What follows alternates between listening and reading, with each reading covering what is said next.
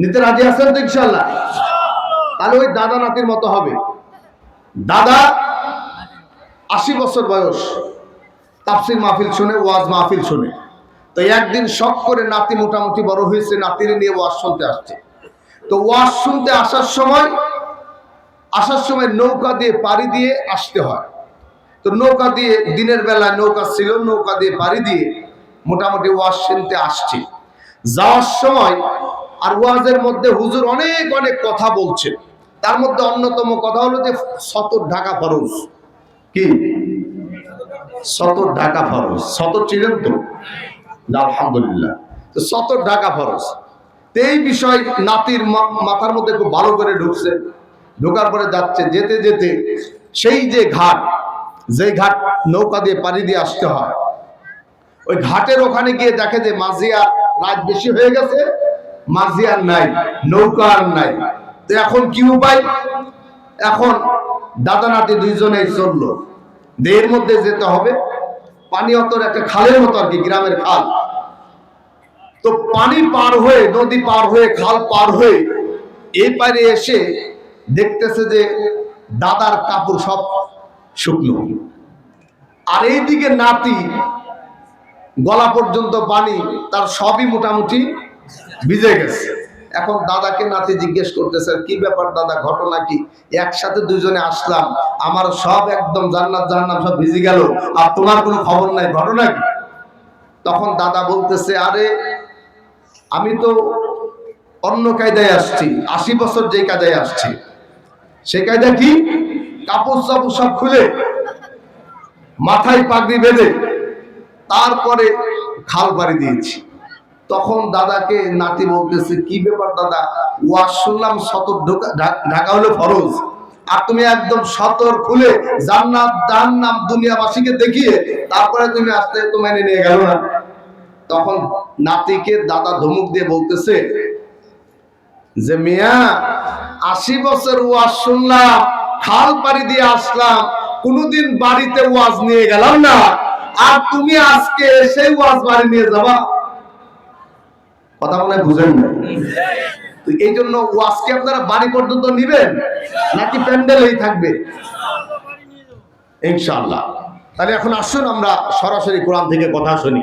আল্লাহ পাক রব্বুল আলামিন বলেছেন, ওয়াল আসর ইন্নাল ইনসানা লাফি খুসর ইল্লাল্লাযীনা আমানু ওয়া আমিলুস সলিহাতি ওয়া তাওয়াসাউ বিল হাক্কি ওয়া তাওয়াসাউ বিস সাবর। কালের কসম, নিশ্চয় সকল মানুষ ক্ষতির মধ্যে নিমজ্জিত, শুধু তারা ব্যতীত যারা ঈমান এনেছে, নেক আমল করেছে, পরস্পরকে সত্যর উপদেশ দিয়েছে এবং ধৈর্যের উপদেশ দিয়েছে। সুবহানাল্লাহ। এটা হলো এই সূরার সরল অনুবাদ। এখন আসুন এই সূরার নাজিলের প্রেক্ষাপটটা আমরা জেনে নেই। আল্লাহ পাক রব্বুল আলামিন মহাবিশ্বের মহাবিশ্বই পবিত্র কুরআনুল কারীমকে বিশ্ব নবী মুহাম্মদুর রাসূলুল্লাহ সাল্লাল্লাহু আলাইহি ওয়াসাল্লামের উপর দীর্ঘ 23 বছরে স্থান কাল অবস্থার আলোকে একটি দুইটি নয়, প্রায় 114টি সূরা তার উপরে অবতীর্ণ করেছি। এবং এই 114টি সূরাকে আল্লাহ তাআলা দুই ভাগে, দুই ক্যাটাগরিতে অবতীর্ণ করেছেন। একটাকে বলা হয় মাক্কি সূরা, আর একটাকে বলা হয় মাদানী সূরা। মাক্কি সূরা বলা হয় বিশ্বনবীর হিজরতের পূর্ববর্তী সময়ে যে সূরাগুলো আল্লাহ তাআলা অবতীর্ণ করেছেন। অপরদিকে যে সূরাগুলো হিজরত পরবর্তী সময়ে অবতীর্ণ হয়েছে ওগুলোকে বলা হয় মাদানী সূরা। এই দৃষ্টিকোণ থেকে মাক্কি সূরার সংখ্যা হলো 84টি না 86টি, আর মাদানী সূরার সংখ্যা হলো 28টি। এই মোট 114টি। তো এই ধারাবাহিকতায় সূরাতুল আসর আল্লাহ পাক রব্বুল আলামিন বিশ্বনবীর হিজরতের পূর্বে মক্কা নগরীতে অবতীর্ণ করার কারণে এই সূরাটি মাক্কি সূরার অন্তর্ভুক্ত হয়েছে। সুবহানাল্লাহ। আপনারা অনেকে জানেন যে মাক্কি সূরা হচ্ছে বিশ্বনবীর ইসলাম প্রচারের প্রথম দিকের সূরা, আর এই ছোট্ট ছোট্ট সূরাগুলো অবতীর্ণ করেছেন, যা সূরাগুলো হবে অত্যন্ত ছোট্ট, যার ভাবগত অর্থ থাকবে অত্যন্ত ব্যাপক। এই দৃষ্টিকোণ থেকে সূরাতুল আসর আল্লাহ তাআলা মক্কা নগরীতে বিশ্বনবীর হিজরতের পূর্বে অবতীর্ণ করলেন। ওই সময় মোটামুটি কিছু কিছু মানুষ ইসলাম কবুল করেছিল, তার মধ্যে আবু বকর সিদ্দিক রাদিয়াল্লাহু তাআলা আনহু ছিলেন অন্যতম। আবু বকর সিদ্দিক রাদিয়াল্লাহু তাআলা আনহু যখন নাকি ইসলাম কবুল করলেন, ইসলাম গ্রহণ করলেন, তখন ইসলাম গ্রহণ করার পর জান এবং মাল দিয়ে আল্লাহর রাস্তায়, আল্লাহর দ্বীনের রাস্তায় কাজ করা শুরু করলেন। সময় দিয়ে কাজ করলেন, অর্থ দিয়ে কাজ করলেন, শ্রম দিয়ে কাজ করলেন, এবং ইসলামকে বিজয়ী শক্তি হিসাবে পরিণত করার জন্য তিনি অনেক পরিশ্রম করলেন। কারণ আল্লাহ তাআলা বলেছেন, রব্বুল আলামিন বলেছেন, ইয়া আইয়ুহাল্লাযীনা আমানু হাল আদুল্লুকুম আলা তিজারাতিন তুনজিকুম মিন আযাবিন আলীম। আল্লাহ তাআলা বলেছেন, तमाम পৃথিবীর বিশ্বাসীরা শোনো, আমি কি তোমাদেরকে এমন একটা ব্যবসার কথা বলে দেব না, যেই ব্যবসাটা করলে জাহান্নামের আগুন থেকে তোমরা মুক্তি পাবে। ওই ব্যবসার কথা শুনতে চান? কি সেই ব্যবসা? রব্বুল আলামিন বলছেন, তুমিনুনা বিল্লাহি ওয়া রাসূলিহি ওয়া তুজাহিদুনা ফি সাবিলিল্লাহি বিআমওয়ালিকুম ওয়া আনফুসিকুম।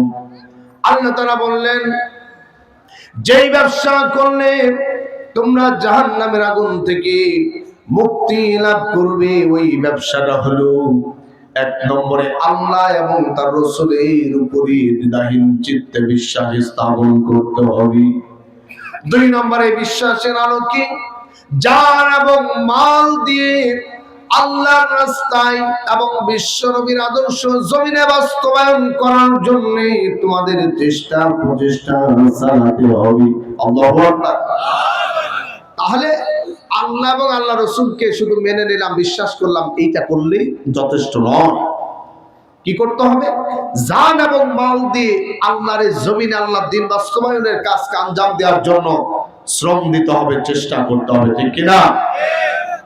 এই জন্য সাইয়েদনা আবু বকর রাদিয়াল্লাহু তাআলা আনহু ইসলাম কবুল করার পর তার সময় দিয়ে, শ্রম দিয়ে, অর্থ সম্পদ দিয়ে আল্লাহর রাস্তায় তিনি কাজ করে যাচ্ছেন, ইসলামকে বিজয় করার জন্য কাজ করে যাচ্ছেন, ইসলামকে বিজয়ী শক্তি হিসাবে সমাজে, দেশে প্রতিষ্ঠিত করার জন্য কাজ করে যাচ্ছেন।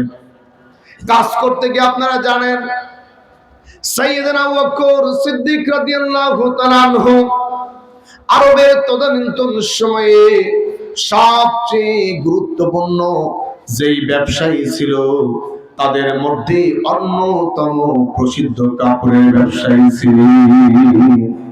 কাপড়ের ব্যবসা করতে জানেন না আপনারা? আবু বকর সিদ্দিক রাদিয়াল্লাহু তাআলা আনহু কাপড়ের ব্যবসা করত, তার সুনাম সুপ্রসিদ্ধ ছিল অত্যন্ত। তিনি প্রসিদ্ধ কাপড়ের ব্যবসায়ী ছিলেন, অঢেল সম্পদের মালিক ছিলেন।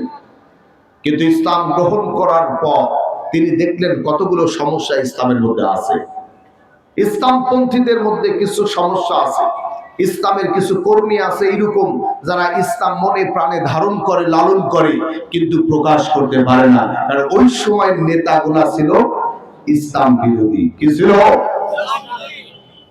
বর্তমানে যেমন যারা ইসলাম বিরোধী শক্তি, তারা নানা কৌশলে, নানা ভাবে মুসলমানদেরকে, ইসলামের সপক্ষের শক্তিদেরকে তারা হামলা মামলা দিয়ে তাদেরকে দাবিয়ে রাখার চেষ্টা করে, ঠিক না ঠিক?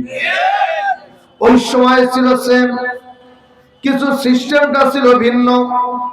বর্তমানে জেলখানায় ঢুকায়, আয়না ঘরে ঢুকায়, আর ওই সময় মানুষদেরকে কিনে কিনে দাসের পরিণত করেছিল।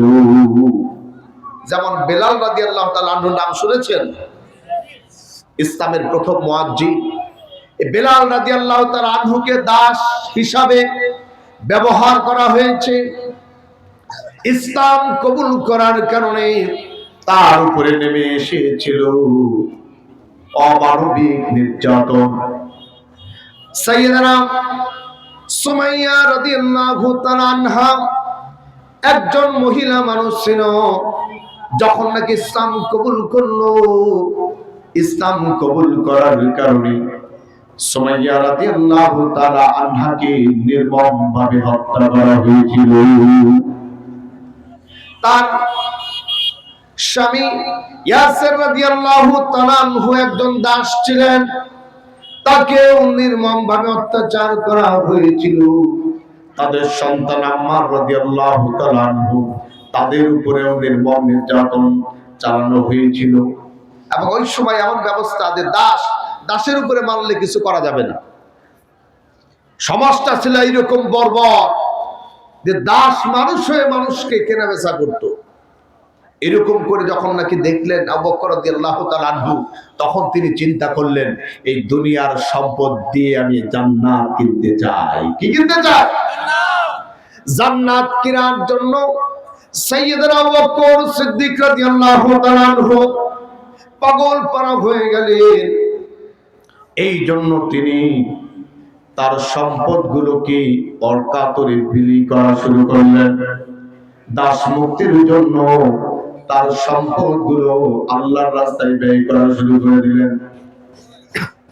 ব্যয় করতে করতে তার সম্পদ একেবারে প্রায় জিরো প্রায় অবস্থা হয়ে গেল। এমন অবস্থায় জাহিলি যুগে আবু বকর সিদ্দিক রাদিয়াল্লাহু তাআলা আনহুর একজন বন্ধু ছিল, তার নাম ছিল কালাদা ইবনে উসাইদ। কি নাম ছিল? কালাদা ইবনে উসাইদ। এই মুশরিক জাহিলি যুগে আবু বকর সিদ্দিক রাদিয়াল্লাহু তাআলা আনহুর বন্ধু ছিলেন, ঘনিষ্ঠ সম্পর্ক ছিল। তখন আবু বকর রাদিয়াল্লাহু তাআলা আনহুর কাছে গিয়ে বলতেছে, আবু বকর, ঘটনা কি? আমরা তো জানি দল চেঞ্জ করলে লাভ হয়। দল চেঞ্জ করলে কি হয়? লাভ হয়। যে ওই দলে থাকলে বিপদ, সুতরাং ওই দল চেঞ্জ করে এমন এক দল করব যেই দল করলে নিয়মিত মাল কামানো যায়। এখন তুমি আবার কি দল করলা?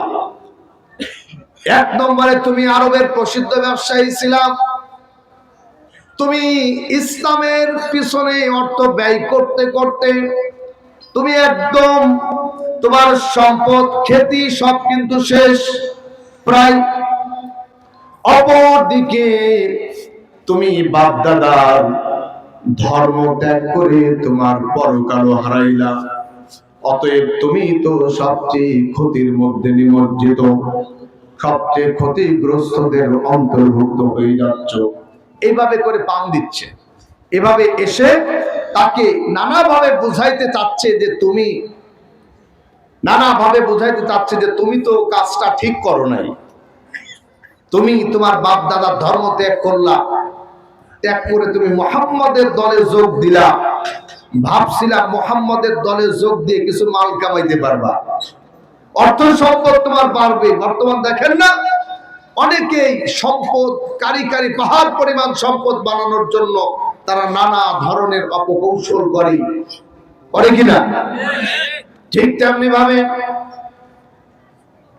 আবু বকর রাদিয়াল্লাহু তাআলা আনহুকেও কালাদা ইবনে উসাইদ বলতে শুরু করলো, আবু বকর, তুমি তো মুহাম্মাদের দলে যোগ দিয়ে তোমার যা সম্পদ ছিল সবগুলো অকাতরে ব্যয় করে দিচ্ছ। তোমার তো কিছুই নাই, তুমি তো ক্ষতির মধ্যে নিমজ্জিত। আচ্ছা বলেন তো, যারা আল্লাহকে পাওয়ার জন্য, রাসূলকে পাওয়ার জন্য সম্পদ ব্যয় করে, তারা কি ক্ষতির মধ্যে আছে না লাভের মধ্যে আছে? আর একটু আসতে বলেন, ক্ষতির মধ্যে না লাভের মধ্যে? আল্লাহর জান্নাত পাওয়ার জন্য, আল্লাহর রাসূলকে পাওয়ার জন্য যারা নাকি সম্পদগুলোকে আল্লাহর রাস্তায় ব্যয় করে দেয়, তারা কখনো ক্ষতির মধ্যে নয়, বরং তারাই প্রকৃত লাভের মধ্যে আছে। আর যারা দুনিয়ার নিছক সুবিধার জন্য কিছু সম্পদের পিছনে দৌড়ায়, তারাই প্রকৃত ক্ষতির মধ্যে নিমজ্জিত। এইভাবে যখন নাকি আবু বকর সিদ্দিক রাদিয়াল্লাহু তাআলা আনহু কালাদা ইবনে উসাইদকে দায়িত্বহীন ভাবে বলল, ও কালাদা ইবনে উসাইদ, জেনে রাখো, যারা নাকি আল্লাহকে পাওয়ার জন্য, নবীকে পাওয়ার জন্য পাগল পারা হয়ে যায়, আল্লাহর বিধানকে বাস্তবায়ন করতে গিয়ে, বিশ্ব নবীর আদর্শকে জমিনে প্রতিষ্ঠা করতে গিয়ে যারা প্রচেষ্টা চালায়, আল্লাহর জন্য, আল্লাহ রাসূলের ভালোবাসায় অর্থ ব্যয় করে, তারা কখনো ক্ষতির মধ্যে নয়, বরং তারাই হলো সফল। সুবহানাল্লাহ।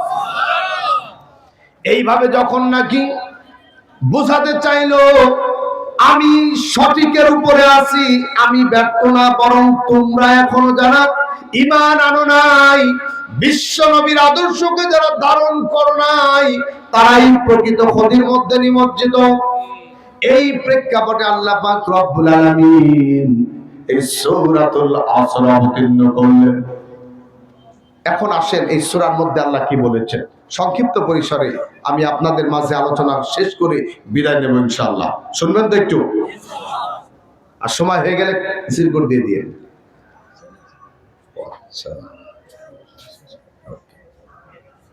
অলরেডি সিগন্যাল বেজে গেছে। তারপর আমি সংক্ষেপে বলে দেই, হুজুর যদি অনুমতি দেন 10টা মিনিট বলেন। জি। সূরাতুল আসরের মধ্যে আল্লাহ পাক রব্বুল আলামিন প্রথমে যে কথা বললেন সেটা হলো ওয়াল আসর, যার অর্থ হচ্ছে আইয়ুদ দাহার, সময়। সময় হচ্ছে মানব জীবনের সবচেয়ে বড় সম্পদ। এই সময়ের কারণে আজকে আমি ধনী, কালকে আমি ফকির, পরশুদিন আমার অস্তিত্ব দুনিয়া থেকে হারিয়ে যাবে, ঠিক কিনা? আজ থেকে 100 বছর আগে এখানে আপনারা সবাই ছিলেন? কেউ আছেন 100 বছরের উপরে হায়াত আছে? আগামী 100 বছর পর্যন্ত আমরা থাকবো, এর কোন নিশ্চয়তা আছে? তার মানে বোঝা গেল এই সময় আমাদেরকে এনেছে, এই সময় আবার সময়ের কালের গ্রহে আমরা হারিয়ে যাব। এই জন্য সময় মানব জীবন অত্যন্ত মূল্যবান সম্পদ। এই জন্য প্রবাদের মধ্যে বলা হয়েছে আল ওয়াক্তু সাইলানু মিনাদ দাহার, time and time wait for none, সময় এবং নদীর স্রোত কারোর জন্য অপেক্ষা করে না। আল্লাহ পাক রব্বুল আলামিন গুরুত্বপূর্ণ কথা বলার জন্য শপথ করতেন।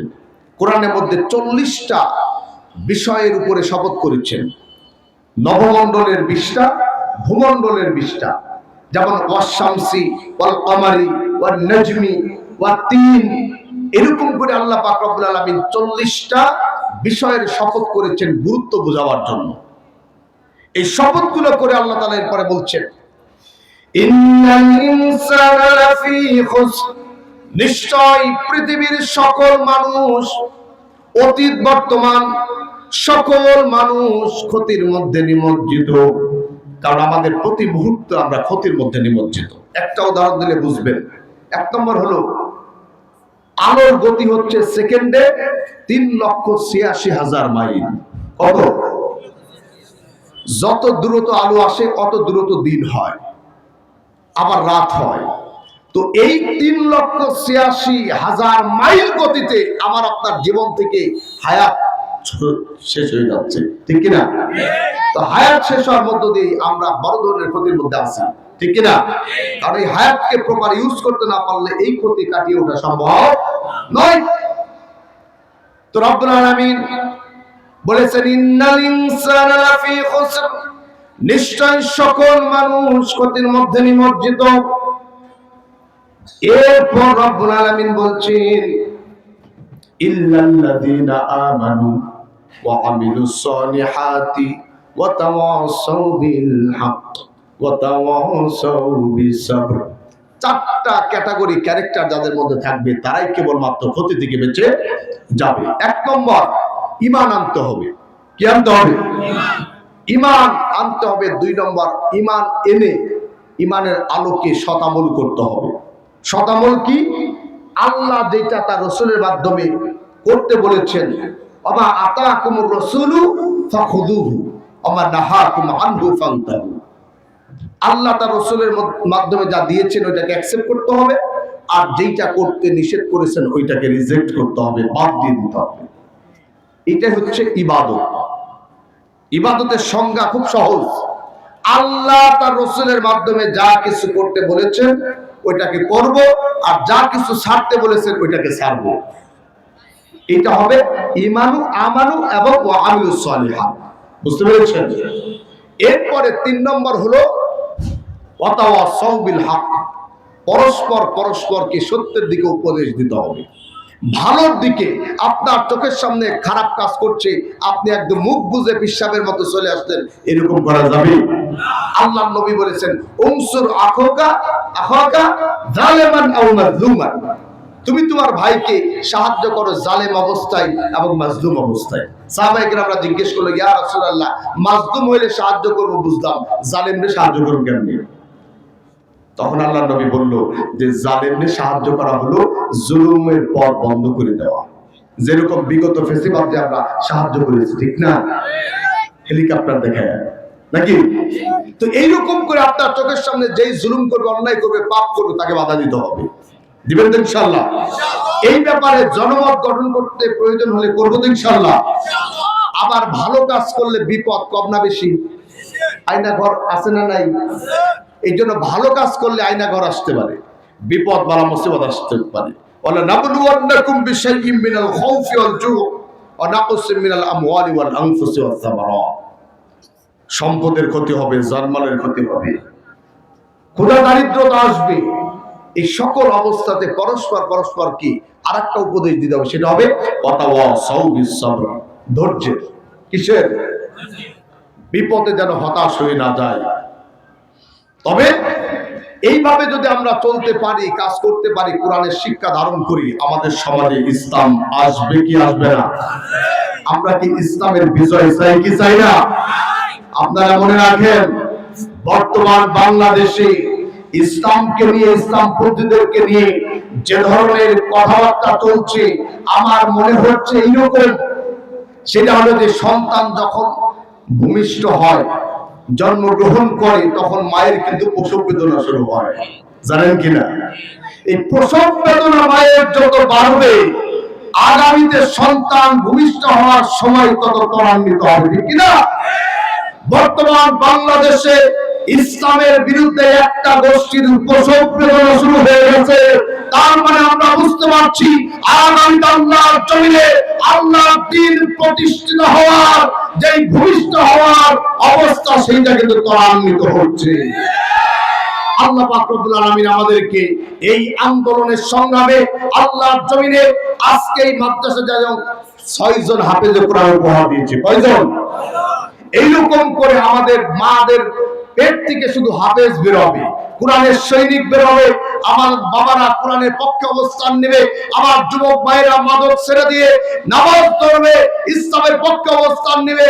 তাহলে দেখবেন সকল প্রকার হিংসুকের হিংসা, নিন্দুকের নিন্দা ভুলণ্ঠিত হয়ে আল্লাহর জমিনে আল্লাহর দ্বীন বাস্তবায়ন হবেই হবে ইনশাআল্লাহ।